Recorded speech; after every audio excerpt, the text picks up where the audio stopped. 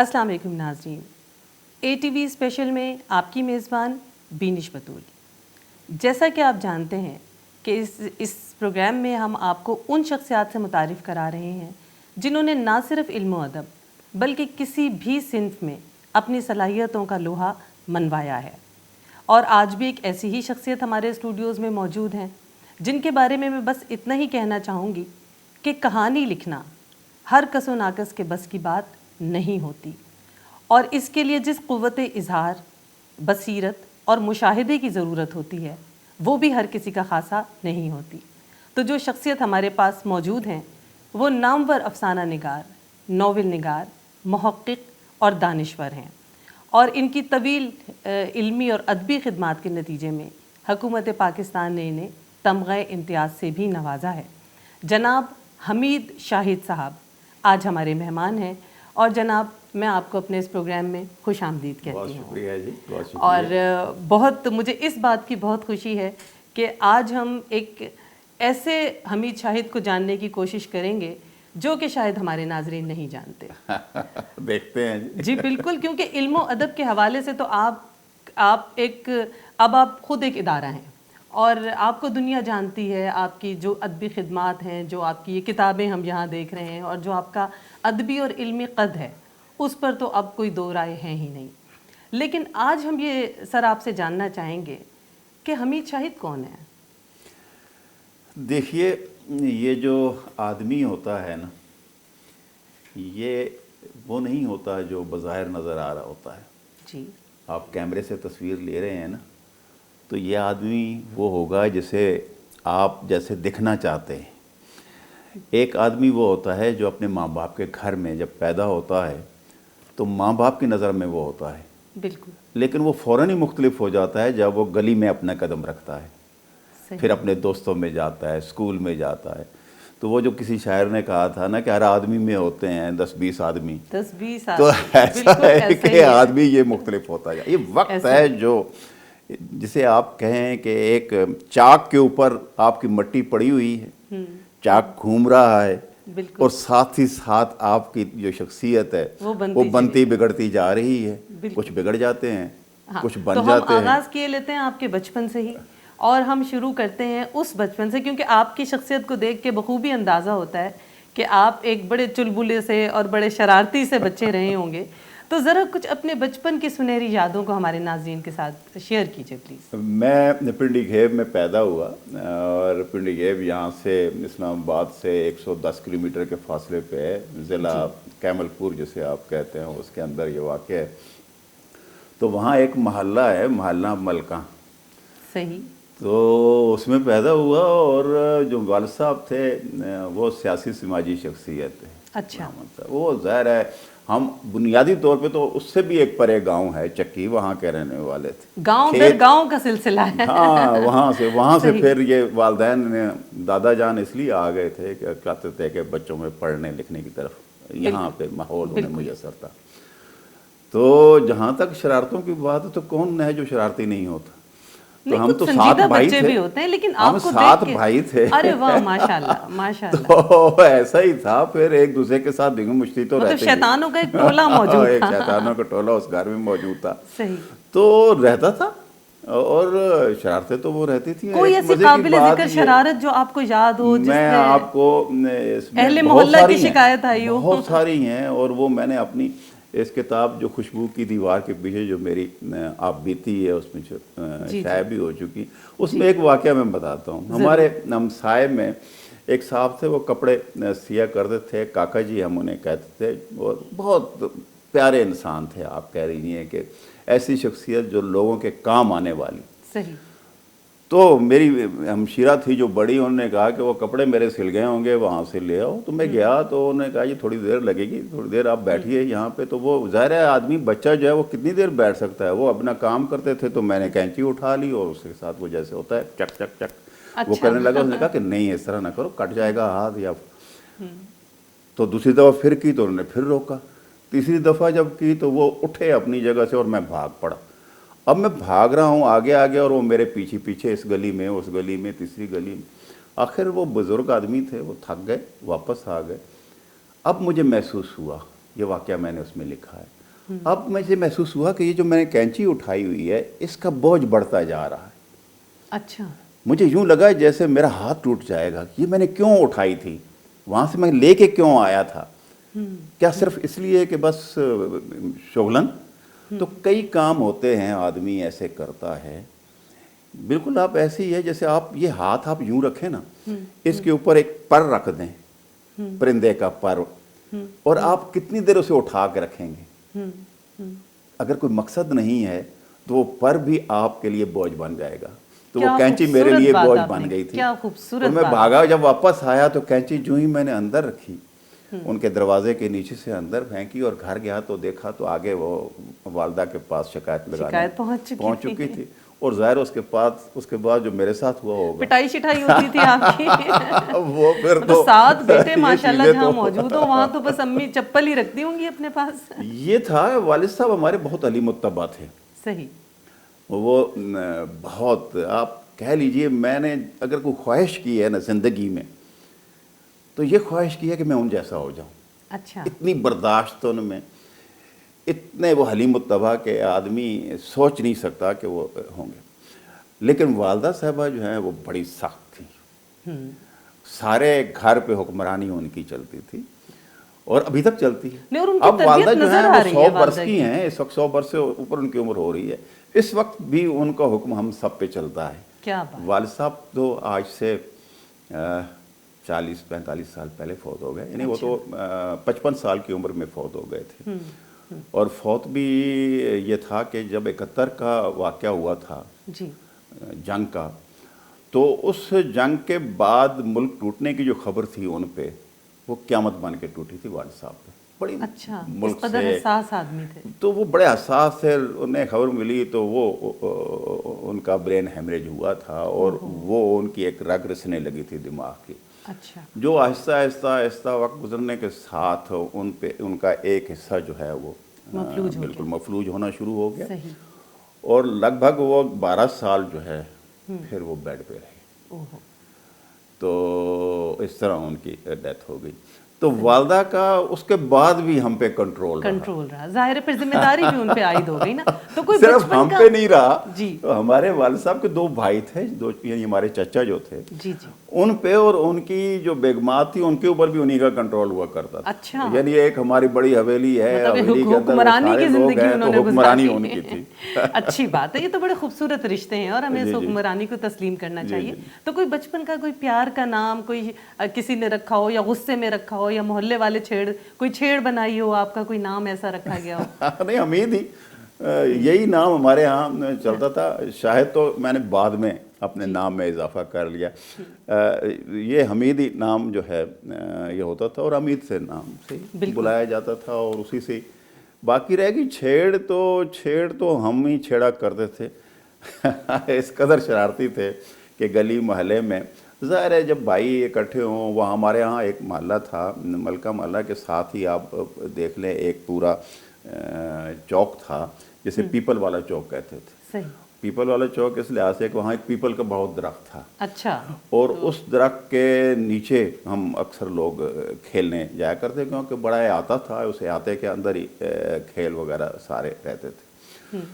تو اس میں ایک صاحب ہوا کرتے تھے, وہ جو باز ہے نا, ان کے ہاتھ پہ وہ باز ہوتا تھا. اچھا. اور میں نے انہیں دیکھا کہ وہ چمڑے کا ایک انہوں نے دستانہ پہنا ہوتا تھا, اور اس کے اوپر انہوں نے باز بٹھایا ہوا, اور وہ گوشت کے کبھی کبھی ٹکڑے وہ اس کو کھلا رہے ہوتے تھے. تو اس جو آتا تھا اس کے 2 حصے تھے, ایک نیچے تھا ایک اوپر تھا.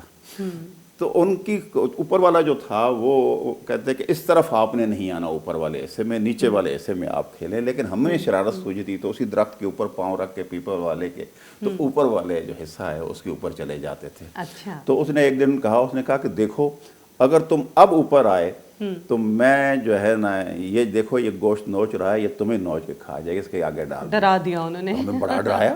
اچھا, اس کی عجیب و غریب شکل تھی, اس کی صورت ایسی تھی کہ آدمی مونچھیں اس کی بڑی بڑی, اور اس کو بڑا تیل وہ لگا کے رکھتا تھا. تو واقعہ یہ ہوا ایک دن کہ وہ میں وہاں پہنچا, تو ابھی باقی دوست جو ہے وہ نہیں آئے تھے, تو اسی آدمی نے مجھے یہاں سے پکڑا اور اسی اوپر والے جو میں آتا تھا اس پہ لے جا کے تو سیڑھیاں اوپر جاتی تھیں اس گھر کی طرف، تو وہاں لے گئے تو پتہ یہ چلا کہ جو باز تھا وہ چوری ہو گیا تھا، اور ایک صاحب وہاں پہ بزرگ بیٹھے ہوئے تھے، وہ حساب لگا رہے تھے کہ یہ باز چوری کر کے کون لے گیا ہے، اور انہیں ایک بچے کی تلاش تھی جو یہ بتا سکے کہ باز کس نے چرایا ہے۔ وہ ایک عمل کرنا چاہتے تھے، وہ عمل یہ تھا کہ میرے انگوٹھے کے ناخن کے اوپر انہوں نے سیاہی لگائی کالی، اور کالی سیاہی لگانے کے بعد انہوں نے کہا کہ بتاؤ یار اس میں دیکھو کس کا چہرہ نظر آتا ہے جو چور ہے۔ اچھا، اب ظاہر ہے میں ڈرا ہوا تھا کہ ایک آدمی مجھے پکڑ کے لے آیا، وہ شخص جو مجھے تو باز کے سامنے ڈالنا چاہتا، اب چھوٹا بچہ ہے وہ کتنی، بالکل، تو میں نے جناب اس میں دیکھا تو وہ جو عکس پڑ رہا تھا دروازے سے، اس دروازے سے روشنی کا، اس کے بیچ میں وہی آدمی کھڑا ہوا تھا وہ دروازے کے پاس۔ اور یہ جو صاحب ہیں یہ مجھ سے بار بار پوچھتے تھے ہاں بھائی تمہیں کچھ نظر آیا؟ میں نے کہا جی ہاں نظر آیا۔ کیسا ہے؟ تو میں نے اسی آدمی کا حلیہ بیان کر دیا، تو میری جان چھوٹ گئی۔ اور وہ وہی آدمی ہوگا یقیناً، پتہ نہیں یقیناً وہی ہوگا، ظاہر میرے سامنے تو وہی تھا۔ تو ایسے واقعات چھوٹے چھوٹے جو ہے نہیں، یہ تو ان گنت، مجھے آئی ایم شیور کہ ہمارے پاس تو اگر اس وقت لامحدود وقت ہو تو بچپن ہی ختم نہ ہو، لیکن بچپن سے اب لڑکپن کا سفر شروع کرتے ہیں۔ یہ بتائیے کہ جب آپ کی تعلیم آگے بڑھی، آپ بڑے ہونا شروع ہوئے، تو آپ نے کب اپنے آپ کو دریافت کیا، کب آپ کو پتہ چلا کہ میں لکھ سکتا ہوں، مجھے کچھ سمجھ بوجھ ہے کہ میں اچھے لفظ بنا سکتا ہوں، یا میں کب آپ پہ یہ انکشاف؟ میں نے واقعہ جیسے بتایا نا ابھی آپ کو، 71 کا جو واقعہ ہے جی، اس نے ہماری زندگیوں پہ بڑا اثر ڈالا تھا۔ ہمارے پورے خاندان کا جو نظام ہے وہ تقریباً، یعنی ایک ملک کا بھی تو آپ دیکھیں، ملک کے اوپر بھی اثر تھا لیکن ہمارے گھر کے اوپر بھی اس کے اثرات پڑے تھے، اور شاید وہی رات تھی جس رات میں نے کچھ لکھا تھا، پہلی رات۔ اچھا، تو وہاں سے مجھے اندازہ ہوا کہ میں کچھ لکھ سکتا ہوں۔ والد صاحب کے یہاں کتابیں آتی تھیں، ان کے پاس بہت ساری کتابیں آتی تھیں، اور وہ ایک کرسی تھی جھولنے والی، اس کے اوپر بیٹھ کے تو وہ پڑھتے تھے، تو دل کرتا تھا کہ جیسے وہ بیٹھے ہوئے ہیں میں بھی جھولوں، تو وہ پڑھنے کی عادت ہمیں یوں پڑ گئی تھی۔ تو اس طرح تو میٹرک تک میری آرٹیکل جو ہیں وہ اخبار میں چھپ گیا تھا ایک آدھا۔ اچھا، تو پھر اس کے بعد چلے گئے ہم زرعی یونیورسٹی فیصل آباد، تو فیصل آباد میں زراعت کا طالب علم، تو وہ سب میں بھی آپ سے آگے پوچھوں گی کہ یہ بڑی کڑیاں مل رہی ہیں۔ تو مجھے جہاں تک یاد پڑتا ہے ضمیر جعفری نے ایک بار آپ کے بارے میں کہا تھا کہ پنڈی گھیب میں پیدا ہوئے اور زرعی یونیورسٹی میں زراعت کی تعلیم حاصل کی، بینک کی نوکری کرتا ہے اور ادب لکھتا ہے۔ تو یہ کیا کمبینیشن ہے کہ ایک اس قدر مختلف تضاد ہے اس میں؟ زندگی اسی کا نام ہے شاید، جو آپ سوچتے ہیں اور طے کر کے نکلتے ہیں وہاں آپ پہنچتے نہیں ہیں، آپ کچھ نہ کچھ فاصلہ ادھر ادھر ہو جاتا ہے جہاں آپ پہنچتے ہیں۔ بے شک، اور اگر آپ کو جو آپ اندر سے ہیں ویسا ہی ماحول آپ کو ملنا شروع ہو جائے تو میں سمجھتا ہوں اصل کامیابی وہ ہے۔ کامیابی یہ نہیں ہے کہ آپ کے گھر میں بہت زیادہ آسائشیں آ جائیں، کامیابی یہ ہے کہ آپ کے دل کے اندر ایک مسرت کا احساس جو ہے وہ موجود ہو، اور اطمینان کا احساس موجود ہو، اور اندر سے آپ لبریز ہو جائیں۔ یہ بنیادی چیز ہے، اور میں یہ سمجھتا ہوں کہ میرے لیے قدرت نے یہ راستہ بنایا تھا کہ میرے گھر میں کوئی بھی مصنف نہیں تھا۔ بے شک کتابیں ہمارے ہاں آتی تھیں، پڑھنے کا والد صاحب کو شوق تھا، لیکن لکھنے کی طرف ابھی تک وہاں پہ کوئی اس طرح نہیں راغب تھا۔ لیکن میں فیصل آباد میں گیا ہوں، فیصل آباد میں پہلے تو طالب علم رہنما بنا رہا، یعنی الیکشن لڑنا، الیکشن ہارنا، یہ سارے کام ہوئے، تاکہ وہ پکڑ کے جیسے آدمی ہوتا ہے وہ جلوس نکالے تو ظاہر ہے دفعہ 44 کی خلاف ورزی ہوگی تو پکڑ کے انہوں نے اندر بھی کر دیا۔ تو اس طرح کے سارے مسائل جو ہیں وہ ہوئے، لیکن یکدم جب میں وہاں سے بیٹھنا لگا، وہاں ایک محفل ہوٹل ہے گھنٹہ گھر چوک میں آپ پہنچے تو وہاں یہ قریب ایک محفل ہوٹل ہوتا تھا، وہاں ادیب بیٹھا کرتے تھے۔ اچھا، تو اتفاق یہ ہوا کہ میں وہاں سے نکلا، اور آدمی اُب جاتا ہے نا کبھی کہ یار یہ کیا ہے، یہ سیاست ہر وقت جناب نعرے لگاتے رہو فلاں۔ تو میری مزاج کو اور طرح کا تھا، میں پڑھنے کی طرف راغب تھا، شروع سے جا کے لائبریری میں بیٹھ جاتا، کتابیں پڑھتا رہتا تھا۔ میں نے ایک کینوس رکھا ہوا تھا، اس پہ میں تصویریں بھی بنانے کی کوشش کرتا تھا، کچھ نہ کچھ رنگ وغیرہ رکھتے تھے، لیکن وہ پرابلم یہ تھا کہ میرے پاس پیسے اتنے نہیں ہوتے تھے جس کے لیے میں رنگ وغیرہ پورے کر سکوں، تو وہ مجھ سے چھوٹ گیا۔ تو پڑھنے کی عادت اس لیے کہ کتابیں میسر ہو جاتی تھیں تو وہ میں پڑھتا رہتا تھا۔ تو جب میں وہاں پہ گیا گھنٹہ گھر میں اور محفل ہوٹل میں جا کے، جہاں وہاں ریاض مجید تھے، احسن زیدی تھے، وہاں انور محمود خالد تھے، اس طرح یہ جو سینئر لوگ تھے، انور صدیق بھی کبھی کبھی کچھ عرصہ وہاں پہ آتے رہے، تو یہ لوگ وہاں بیٹھتے تھے، اب وہ شعر کی بات کر رہے ہیں، وہ نظم کی بات کر رہے ہیں، وہ کتابوں کی بات کر رہے ہیں، جو کتابوں کے نام میں سنتا وہ جا کے کتابیں ڈھونڈتا، انہیں پڑھتا، تو یہ کرتے ہوئے اچھا اسی میں لیے کہتے ہیں نا صحبت بڑی امپورٹنٹ ہوتی ہے یہ کہ بڑا وہاں سے آپ کو پھر احساس ہوتا ہے کہ نہیں، یہ جو لفظ ہیں یہ آدمی کی طرح ہیں، آپ سوچتے نہیں ہیں کبھی، لیکن آپ سوچئے یہ آدمی کی طرح ہیں، ان کی باقاعدہ روح ہوتی ہے، جس طرح آدمی کی روح ہوتی ہے، یہ جسم نہیں ہوتا صرف، ہر لفظ کے پیچھے ایک پوری تہذیب موجود ہوتی ہے، پوری اس کی روح موجود ہوتی ہے، دور تک لے کے جاتی ہے۔ بے شک کوئی بھی آپ لفظ بولتے ہیں تو دراصل وہ اس کے جتنے بھی تہذیبی رخ ہیں وہ روشن ہونے شروع ہو جاتے ہیں۔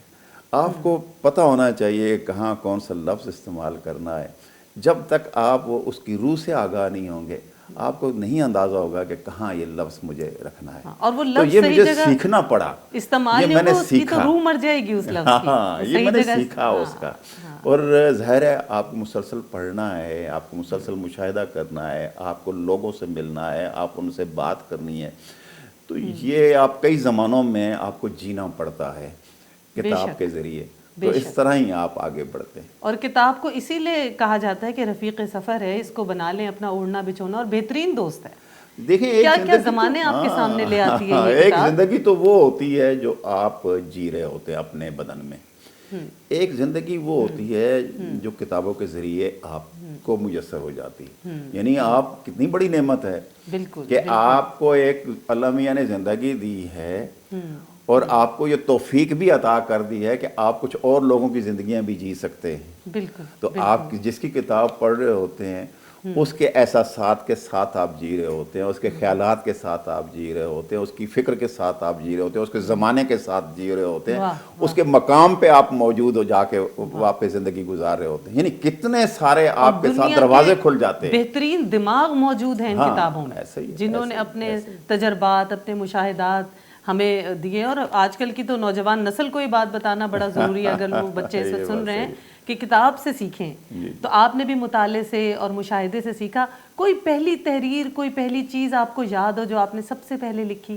دیکھیں میں نے پہلی تحریر تو نظام تعلیم کے حوالے سے لکھی جو میٹرک کے زمانے سے بھی، جیسے ہوتی ہیں بچوں کے خیالات ہوتے ہیں، مجھے کچھ شکوے شکایتیں تھی تو وہ بیچ میں لکھتا گیا، اور وہ نوائے وقت آتا تھا ہمارے گھر میں، اس میں وہ چھپ گئی تھی۔ پہلی میری جو کتاب ہے وہ پیکر جمیل ہے، سیرت النبی پہ۔